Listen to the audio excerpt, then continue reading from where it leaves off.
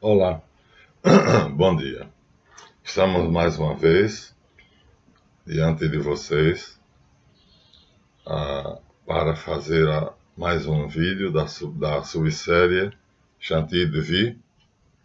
Não se esqueçam que no vídeo passado eu fiz 2 vídeos sobre filosofia, mostrando como é que a gente deve saber raciocinar, lógica, discernimento, razão, e sem isto não teríamos entendimento sobre o que eu vou dizer aqui agora, porque temos que entender quem somos. Quem somos? Essa é a pergunta.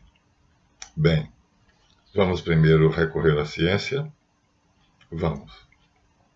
A ciência acha que está pesquisando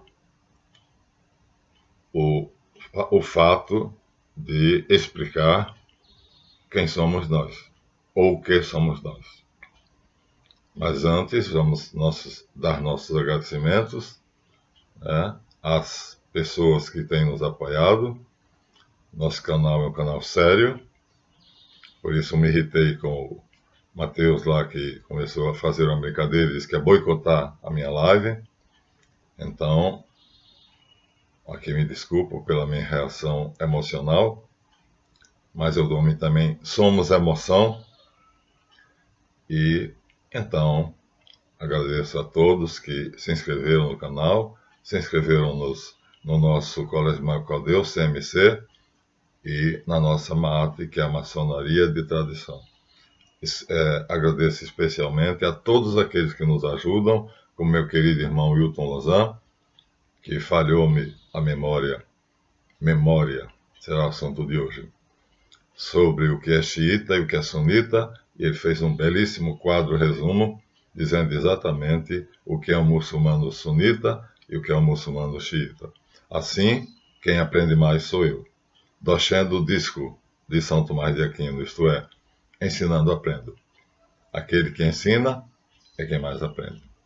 Agradeço a todos, porque não são poucos os alunos que enviam material para nos auxiliar a fazer esse trabalho. Assim, esse trabalho é nosso, não é meu. Além disto, há seres que estão em outra dimensão e que hoje eu vou falar a respeito deles, que não concordam com a ciência. Então, vamos ver o que a ciência diz? Vamos. A ciência fala sobre a memória como sendo uma função que ela está estudando, muito importante, porque ela é responsável pela minha identidade. Olha, gente, id foi um termo usado por Freud para dizer eu, o eu mais profundo. Id, entidade. Id, o meu eu profundo, o meu eu consciente e inconsciente. Bem, os autores desse artigo são Carla Dalmas e Carlos Alexandre Neto, ambos neurofisiologistas. Começam assim: considere aquilo que você sabe a respeito do mundo, dos outros e de você mesmo. Toda essa informação foi adquirida através de experiência e está armazenada em suas memórias. Aí eu tendo a segurar na minha cabeça. Como se a memória estivesse na cabeça. Será que está? Os cientistas aqui, Carla Dalmas e Carlos Alexandre Neto, supõem que sim. Pelo menos estão pesquisando a cabeça, o cérebro. Esse processo de identificação, de autoidentificação, mescla experiências vividas, exteriores, ambientais, com nossas experiências vividas, interiores, sentimentais, afetivas, emocionais. Assim, agora prestem bem atenção à frase: somos quem somos porque aprendemos e lembramos. Ou seja, nós somos a nossa memória e a nossa memória somos nós. Agora, eu vou parar aqui e dizer a vocês um acontecimento que não vai dar razão os dois neurofisiologistas, que diz que nós somos o que lembramos, e que nós lembramos porque a nossa memória está armazenada. Armazenada onde? Ele vai continuar. Então, talvez na continuidade nós saibamos onde a ciência diz que está armazenada a memória. Mas eu vou dar a vocês uma experiência. Essa experiência é extremamente importante para mim. Eu sou paranormal. Todo mundo sabe disso. E tenho o hábito de ficar sozinho, fechar a porta do meu quarto e deitar na posição que eu chamo do avião, o corpo todo estendido, com os braços ao longo do corpo, e começo a orar. E no meio da oração, então, apareceu uma nuvem, essa nuvem começou a iluminar-se, e nessa grande luminosidade eu entrei. Eu digo eu porque o corpo continuou na cama, mas dentro daquela luminosidade havia alguma coisa curiosa. Havia uma ondulação. Aqui estava. Essa ondulação estava ali dentro. Isso aqui é um eletroencefalograma, tirado por meu médico, lido por ele, e todo mundo pode fazer um eletroencefalograma.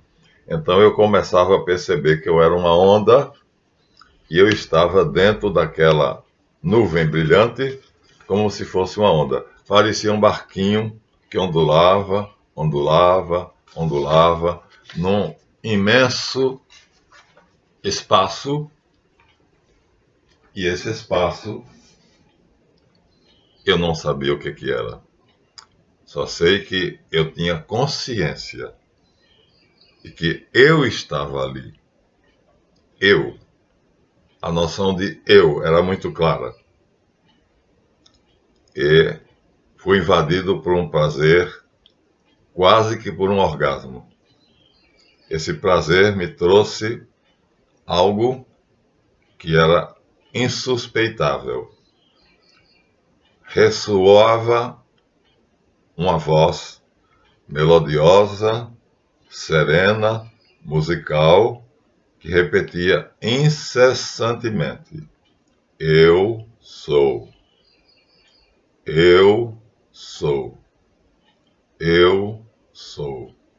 Eu ouvi várias vezes e, perplexo, diante daquele fenômeno, tudo se apagou e eu voltei de novo a ver o quarto. E o que é que eu imaginei? Eu sou é a palavra proibida por Moisés, e quem disser em hebraico eu sou, será apedrejado. Seria. Mesmo assim, hoje eles não dizem ainda eu sou. É Deus.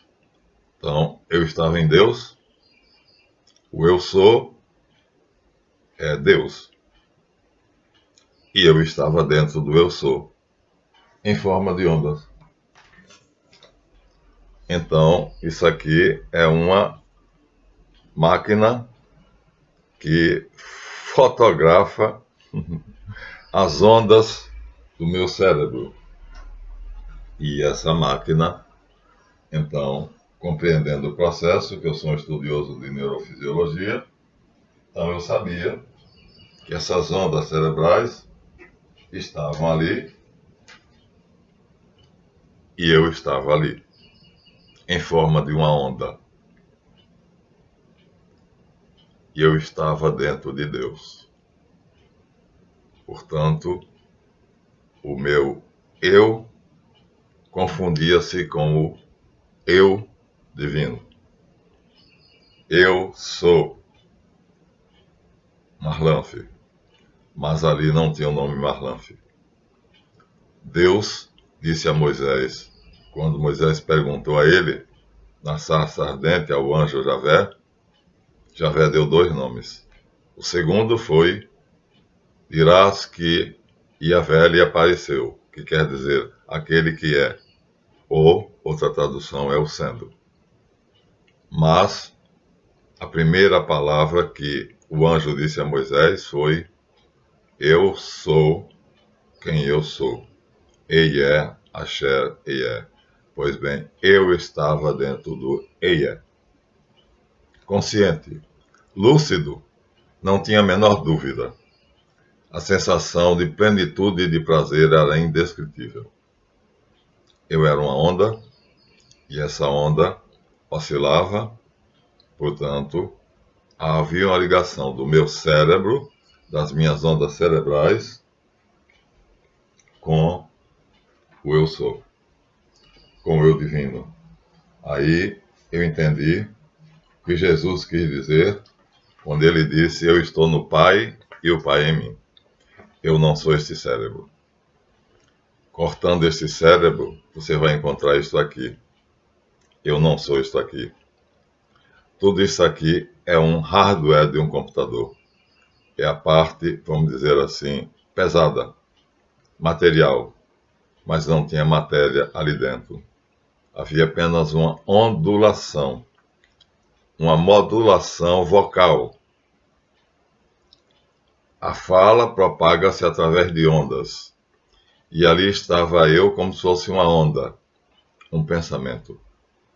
E eu estava dentro de algo que era tão grande, tão imenso, que era o pensamento que continha o meu pensamento. Eu estava nele e ele estava se comunicando comigo.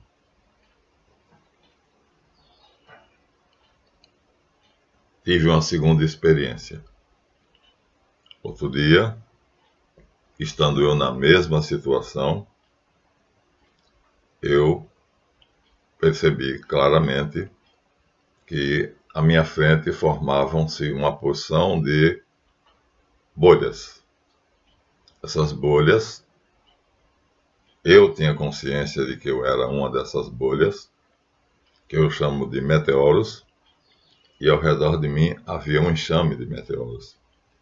Dezenas e centenas de milhares. E eu conseguia ter consciência de que eu era aquele meteoro. E os outros não eram eu. Eu e os outros. E à nossa frente, uma imensa luz que ocupava todo o horizonte à frente.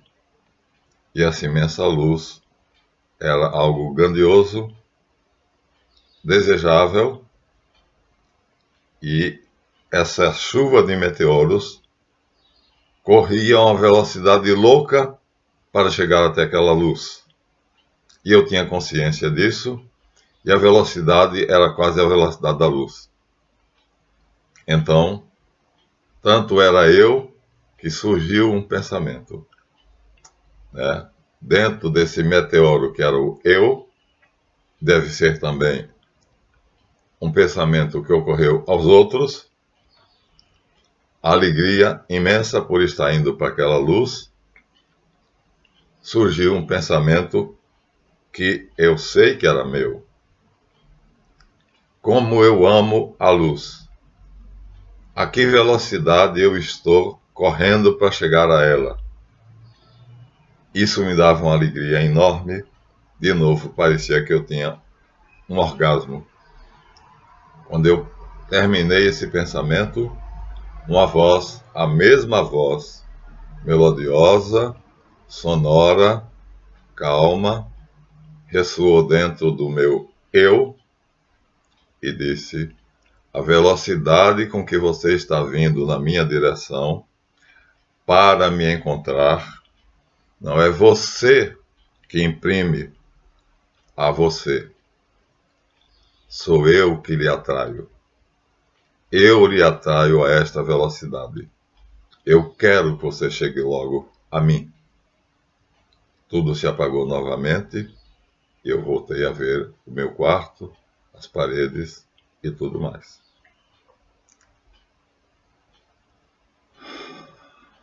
A ciência não sabe explicar isso, mas há um canal que se chama Experiências Quase Morte, EQMs, que está tentando descobrir, através de processos em que o homem entra num estado que eu entro quando eu quero. Acabei de relatar 2 vezes, 2 entradas nesse estado.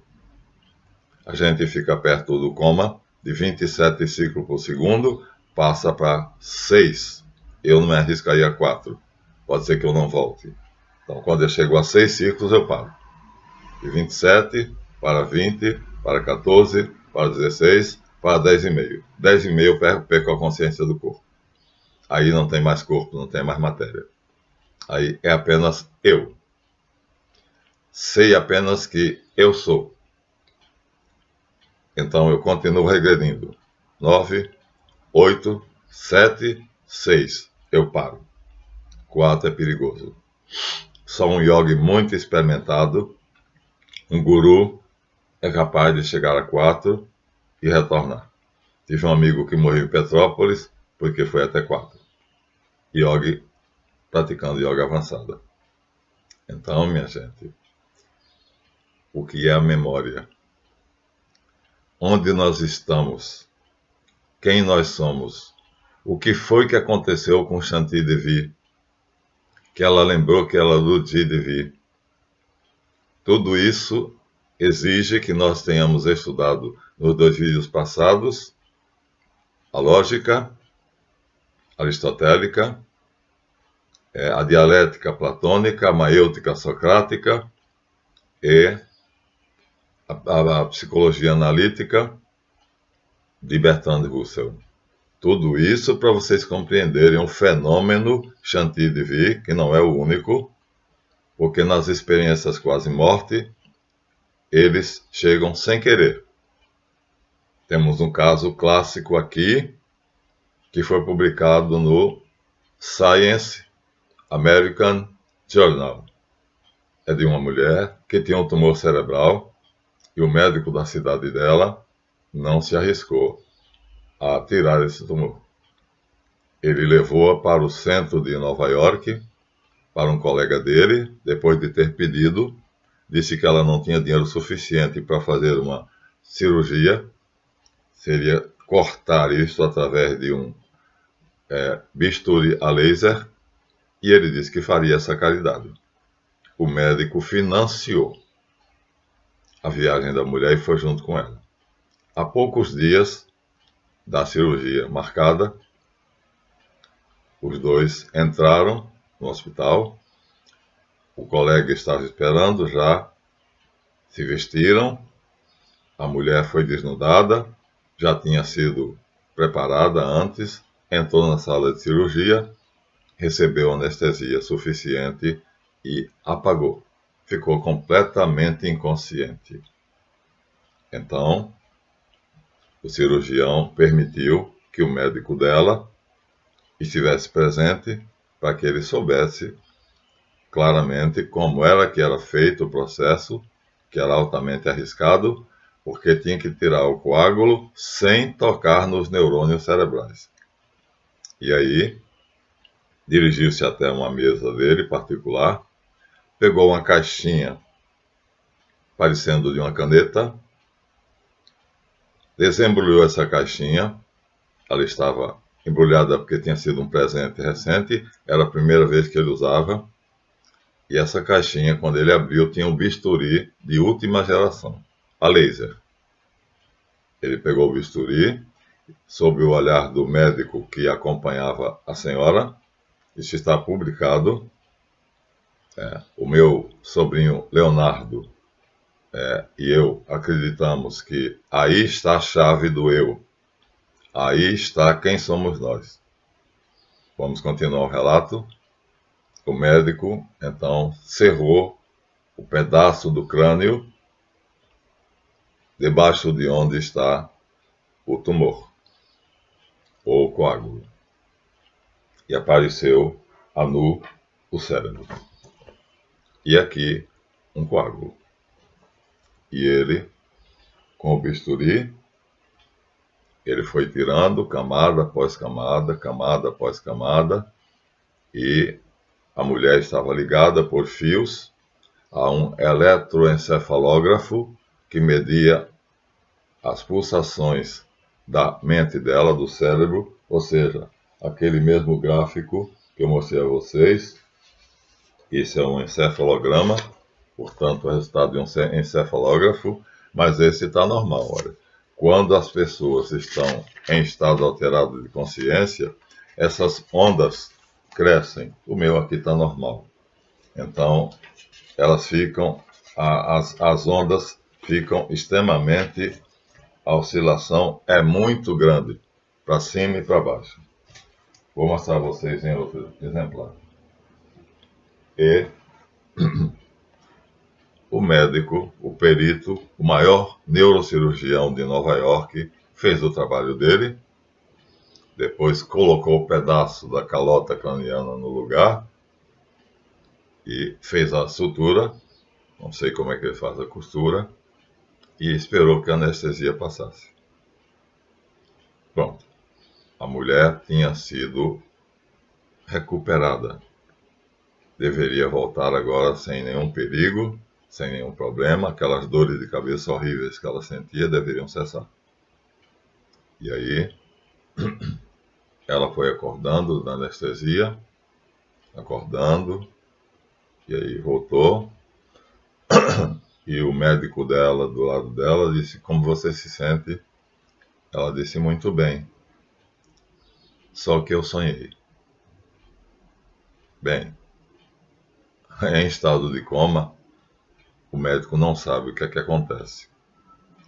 Mas ela se lembrava que sonhou. Olha, a memória. Então, geralmente, dentro do estado de coma, ou seja, a 6 ciclos por segundo, não há memória, não há visão, não há audição, não há nada. Nada. O que acontece é isso, você está no nada. Se é que o nada existe. Mas ela disse que tinha sonhado. Era uma EQM, uma experiência quase morte.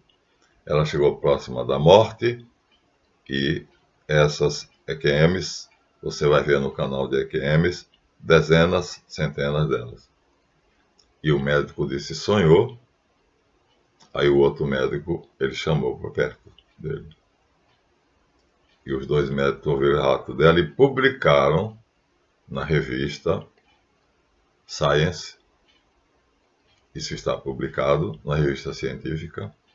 Ela disse: eu sonhei que o doutor, e disse o nome do cirurgião que tinha feito a operação cirúrgica, ia até aquela mesa, pegava uma caixinha que parecia uma caixa de uma escova nova e de lá tirava algo parecendo uma caneta.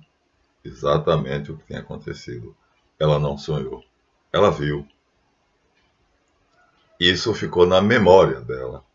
Mas nesse estado não existe memória. Pelo menos é o que a medicina diz. E ele pegou essa caneta, depois de abrir a caixinha, se dirigiu para mim e ela descreveu toda a cirurgia, detalhadamente. Acontece que aquela caneta, já disse a vocês, era um laser, né, novo, que o médico tinha ganho de presente, e ele tinha usado pela primeira vez. Nem ele conhecia bem o aparelho. Então, ela descreveu toda a cirurgia, desde o momento em que o médico foi buscar, né, o aparelho para fazer a cirurgia, até o momento em que ele terminou a cirurgia, quando ela apagou. Adormeceu de novo. Gente, isto é metapsiquismo. E a ciência, enquanto não se juntar às descrições físicas, ou seja, o hardware ao software, a medicina jamais vai entender o que é a memória. E a memória sou eu. Quando vocês têm uma pessoa conhecida que sofre de Alzheimer, você sabe que meu avô morreu de Alzheimer. Eu tinha 16 anos. E ele, pouco a pouco, foi esquecendo quem eram as pessoas que estavam em torno dele. Ele nunca esqueceu de mim. sempre me chamou pelo nome. Mas os adultos na minha casa tinham o hábito de almoçar primeiro e depois então as crianças. A mesa dos adultos era alta e depois que os adultos almoçavam, e ele como adulto almoçou junto com os adultos, conosco, eu tinha 16 anos, era adulto, e as crianças que tinham menos de 9 anos de idade almoçavam na mesa mais baixinha. E depois que ele almoçou e saiu da mesa, a minha mãe colocou a mesa das crianças e chamou as crianças para almoçar. E ele veio com as mãos para trás e disse para a minha mãe, Bezinha, Bezinha era o apelido da minha mãe, você não vai botar a minha comida? Ele tinha acabado de comer. Mas o Alzheimer vai destruindo os neurônios cerebrais. O que é um neurônio? É isso aqui, olha. Isto é um neurônio. Saindo de dentro da medula. Vou mostrar outro tipo de neurônio para vocês. Mais sofisticado.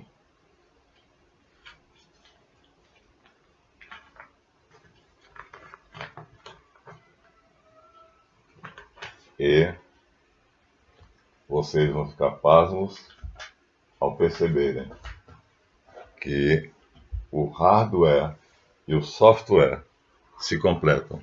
E enquanto a ciência não souber exatamente o que é que nós temos dentro do nosso software, não conseguirá saber quem nós somos.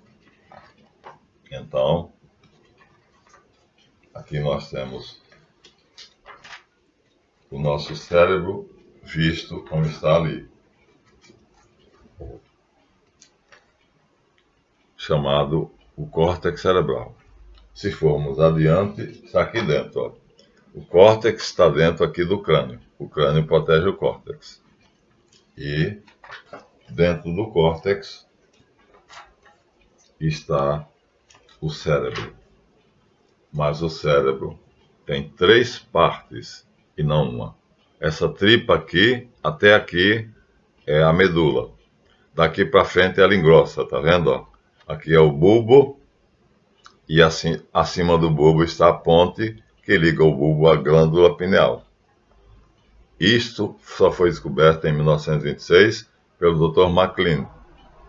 Até 1926 não se sabia. Portanto, Allan Kardec não tinha a menor condição de fazer nenhuma afirmação, porque ele não conhecia o que era o cérebro humano, pensava que era apenas aquela massa toda, redonda, e nada mais. E aqui nós temos ó, o córtex cerebral, aqui nós temos o sistema límbico que se liga ao cerebelo, e aqui nós temos o sistema reticular.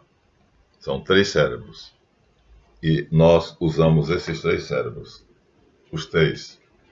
E esses 3 cérebros funcionam como se fosse um. Então, Kardec se precipitou. Vou mostrar uma célula. Aqui está uma célula. E aqui está a memória da célula. Tá vendo? Essa escadinha aqui é chamado o DNA da célula. É a memória da célula. O que é que essa memória faz? Se essa célula for destruída, a que está embaixo dela vai colocar outra no lugar dela. E essa outra tem essa escadinha, que é o código DNA. Amina, timina, guanina e citosina. É o que compõe essa escadinha. E a célula que vai ser gerada será exatamente uma cópia dessa, por causa da memória da célula que está abaixo dela.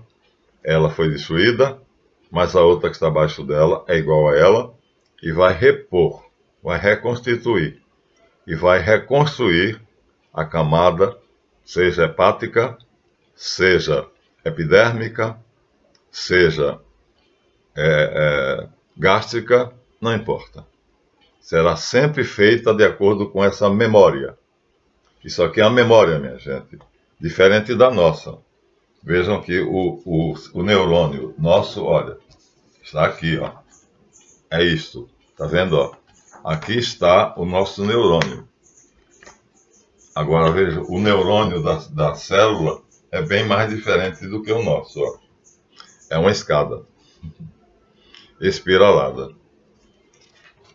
Nós temos aqui em algum lugar, aqui está o crânio, e dentro do crânio, que é o protetor do nosso cérebro, está o cérebro. Então, meus amigos, meus irmãos, aqui está um cérebro dividido em zonas. Essa parte colorida recebe os impulsos sensoriais. Ou seja, visão, audição, tato, olfato, tudo vem para essa parte colorida. Ó, aqui está o sulco parietal, aqui o lobo parietal, paria tem a parede, aqui está o temporal, aqui está o occipital, né? Aqui está o frontal. Desculpa, do lado de cá está o frontal. E aqui está o esforço da medicina para dizer qual é a função de cada um desses lobos. Tá vendo? Ó? Associação visual, tato, movimentos. Aqui está dito, ó, podem ver, o que os médicos descobriram, mas nenhum deles descobriu onde está a memória. Aqui é a visão do nosso cérebro, de baixo para cima. Ou seja, nós vimos aqui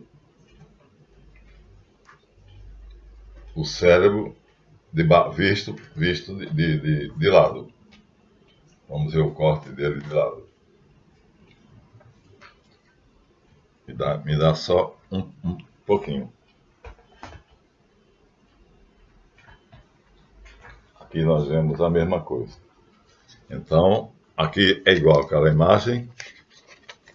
Aqui está o cérebro visto de lado. Gente, olha, é muito complexo. Aqui nós temos o córtex cerebral. E aqui nós temos o sistema límbico, que está ligado ao cerebelo. E tudo isso é comandado pelo sistema reticular, que é esse pedaço aqui, e essa figura aqui é isto visto de baixo para cima. Aqui nós estamos vendo de lado, visão lateral. Se você fizer assim, então vai aparecer isso aqui. Olha aqui, ó. Aqui está, tá vendo? O sistema reticular, a falsa medula, e aqui está entrando por baixo do cérebro. E entrando por baixo do cérebro, então você vai ver o que é que os cientistas acham que é a memória. Aqui está escrito corpo caloso, aqui está fissura longitudinal, núcleo caudado e hemisférios cerebrais. Ou seja, o esforço para distinguir o que é cada parte do cérebro. Aqui está a visão, aqui no occipital. Aqui está a audição, exatamente no lugar dos ouvidos. Aqui está a fala, um pouquinho acima. Aqui está o tato, no parietal, em cima mesmo da cabeça. Movimentos coordenados, essa zona mais alaranjada. O tato é a zona mais avermelhada. E a emoção está num pedacinho aqui, mas vai se refletir também no frontal. Isso a medicina está tentando descobrir a memória. Mas o que nós vimos até agora é que a medicina não tem a menor ideia do que é a memória. Não sabe o que é a memória. Não chegou a esse conhecimento. Já chegou muito longe. Olha só. Nós mostramos essa célula aqui, que é uma célula pequena. Ó, um pedacinho dela é pequenininho. Agora, existem células que vão do tronco encefálico até o dedo do pé. E essas células são gigantescas. Vou mostrar uma que não é tão grande, mas também não é tão pequena. Olha o tamanho dela, ó. Aqui está o núcleo celular, como se fosse aquela aquela célula que eu mostrei, e aqui está, né, o axônio, o dendrito e, em suma, todo o restante da célula que vai adiante, ó. Ela vai adiante, ela continua seguindo. E então essa célula é gigantesca, tá vendo, ó? E há várias delas, ó, aqui mostrando como elas são longas. Imagina uma que leve da cabeça e vá até os pés, porque aqui nós temos, tá vendo, ó, células nervosas que são levadas, ó, de cima para baixo e de baixo para cima, de modo que se eu tocar na sua pele, aqui nos seus pés, esse impulso é chamado sensor, e esse impulso sensor é levado através de uma célula, portanto, de uma dessas células, para o seu cérebro. E o cérebro vai interpretar aquele impulso. Mas essa interpretação, ninguém sabe como acontece. O que se sabe é que, se desmontar todo o cérebro, ele vai ficar assim. Aqui está ele desmontado. Algo acontece aqui, mas não sabemos exatamente o que é. Vamos continuar no próximo. O que nós queremos saber é explicar o fenômeno Chantilly-Devi. No próximo nós continuaremos onde estou eu. Até lá.